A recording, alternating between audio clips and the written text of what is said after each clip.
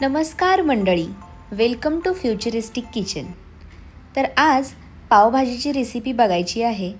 तर पावभाजी हा एक असा पदार्थ आहे जो लहानांपासून मोठ्यांपर्यंत सगळ्यांनाच आवडतो. सुट्टीच्या दिवशी हमखास घरामध्ये बनतो. चला तर आपण रेसिपीला सुरुवात करूया.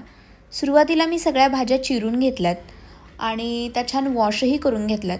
याच्यामध्ये मी बटाटा, गाजर, फ्लॉवर, बीटाचे तुकडे आणि वाटाणा घेतला आहे. त्यानंतर टोमॅटोही चिरून घेतलेत, कांदा आणि शिमला मिर्च आपण नंतर घालायची आहे. तर सुरुवातीला मी कुकरमध्ये सगळ्या भाज्या शिजण्यासाठी ठेवणार आहे. तर याच्यामध्ये 1.5 ग्लास पाणी घालणार आहे. ते अगदी परफेक्ट प्रमाण आहे आणि त्याच्यानंतर आपल्याला एक्स्ट्राचं पाणी घालायला लागत नाही. वरून व्यवस्थित भाज्या शिजतात. 4 शिट्ट्या केल्यानंतर जरा कुकर कोमट झाला की आपण टोपण उघडून त्याच्यामध्ये ज्या भाज्या आहेत त्या मॅश करून घ्यायच्या आहेत. आणि मी छान मॅश झाल्यानंतर लगेच पॅनमध्ये थोडं बटर आणि तेल घालायचं आणि जो आपण चिरलेला कांदा आहे 1 वाटी तोही घालायचा. कांदा छान शिजला किंवा तांबूस रंगाचा झाला की त्याच्यामध्ये शिमला मिरची घालायची. शिमला मिरची अगदीच जास्त शिजवायची नाही बरं का. त्याच्यामध्ये लगेचच आलं लसणाची पेस्ट घालायची आणि टोमॅटो घालायचे.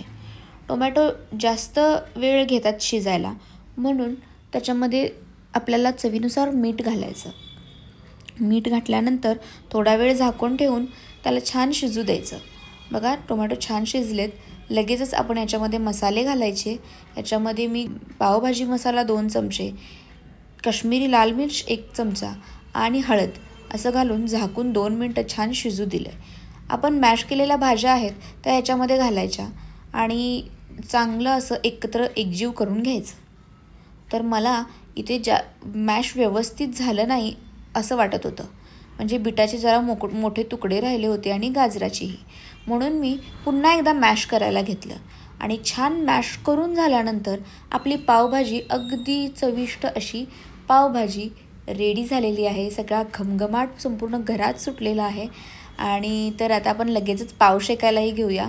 तर काही वेगळं नाही आहे याच्यामध्ये. तव्यावर थोडं बटर घालायचं. त्याच्यामध्ये आपण पावभाजी केलेलं जी भाजी आहे ती घालायची, थोडी कच्चा कांदा घालायचा आणि त्याच्यावरती पाव ठेवायचे. पाव छान भाजून घ्यायचे आणि त्याला सगळं बटर लागल्यानंतर खूपच चवीला छान लागतात पाव. तर पावही आपले रेडी आहेत. तर कशी वाटली माझी रेसिपी मला नक्की सांगा आणि माझ्या चॅनलला सबस्क्राईब करा आणि एकदा करूनही बघा. चलो बाय, थँक्यू.